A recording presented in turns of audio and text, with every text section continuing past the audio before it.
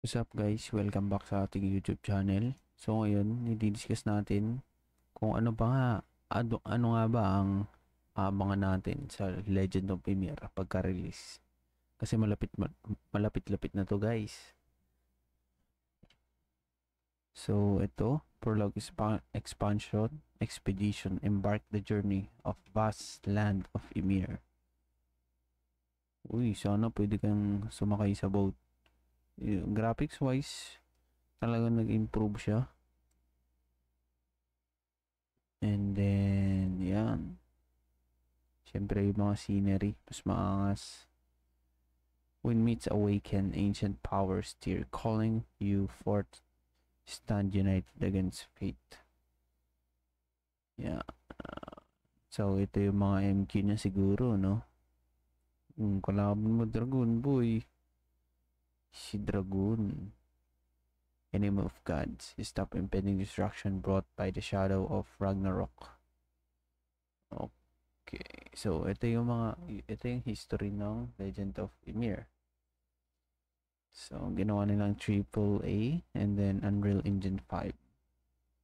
Norse mythology, hairstyle, personality, key feature, figures. Okay, basta yun, basahin nyo na lang guys. Tapos, may crow pa din, no? You know. And then, ito yung mga heroes. Na-discuss ko na tong mga heroes sa previous video natin. Panoorin nyo na lang. Siyempre. Ano pa ba, para saan pa ba ang MMORPG? Para sa battle. So, mamili ka na lang kung PvE ka or pang PvE. So, Adventure of Ages, Hidden Sagas, Follow Trail, Black Valkyries, the complete lost narrative. Ayun, totoong graphics guys. So, yun yung mount. Grabe, ang angas din ng gera dito. Parang Mirror 4.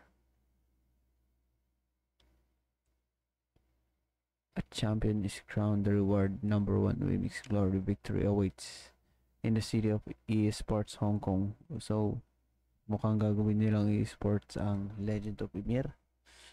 Then, magkakaroon siya ng magandang reward.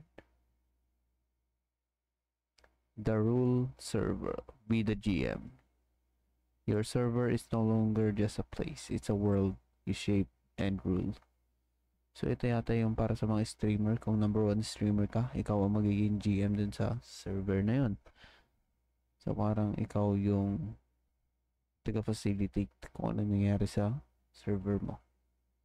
And then, all you have to do para ma-experience yun is pre-register now and then bumili ka ng bagong PC para maangas ang graphics, ma-enjoy mo siya. Kasi, as you can see, improve ang graphics nito. Grabe.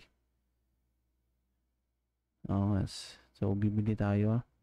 Pagka-release ng Legend of Ymir, sana tumaas ang Wimix.